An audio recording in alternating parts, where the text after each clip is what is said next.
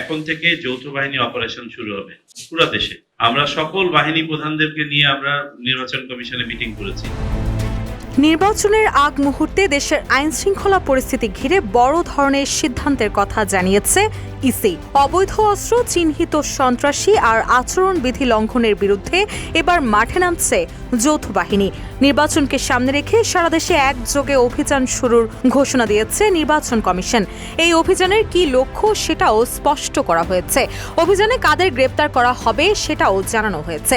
4 জানুয়ারি কক্সবাজারে আয়োজিত এক সভায় এমন কঠোর বার্তা দেন নির্বাচন commissioner brigadier general Abul Fazal Mahmud Sanaullah. তিনি আশা প্রকাশ করে বলেন, আজকের মধ্যেই স্বরাষ্ট্র মন্ত্রণালয়ের পরিপত্র জারি হবে এবং সভায় সেই পরিপত্রের গুরুত্বপূর্ণ বিষয়গুলো তুলে ধরেন তিনি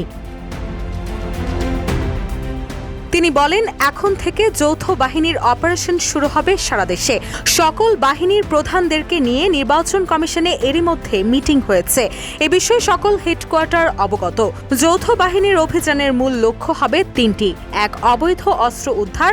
নির্বাচন সামনে রেখে যে অবৈধ অস্ত্রের সরবরাহ আছে সেগুলো উদ্ধার করা। যেগুলোকে উদ্ধার করা সম্ভব না সেগুলো যেন কোনো অপকর্মে ব্যবহৃত না হয়।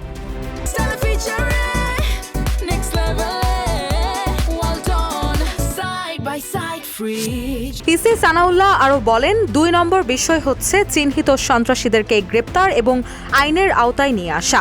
আর 3, নির্বাচন কেন্দ্রিক দল এবং প্রার্থীর যে আচরণবিধি আছে সেই আচরণবিধির বড় কোনো ব্যত্যয় ঘটলে তা যৌথ বাহিনী দেখবে। ছোটখাটো ব্যত্যয় রুটিন যেসব কমিটি আছে তারা দেখবে বলেও জানান তিনি।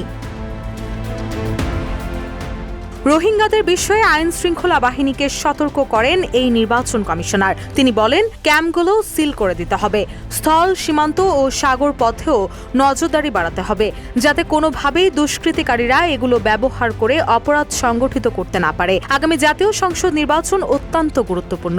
তিনি সতর্ক করে বলেন, নির্বাচন ভালো করতে না পারলে সবাইকে এর পরিণতি ভোগ করতে হবে। রুশা সুর, নিউজ ডেস্ক, ইত্তেফাক।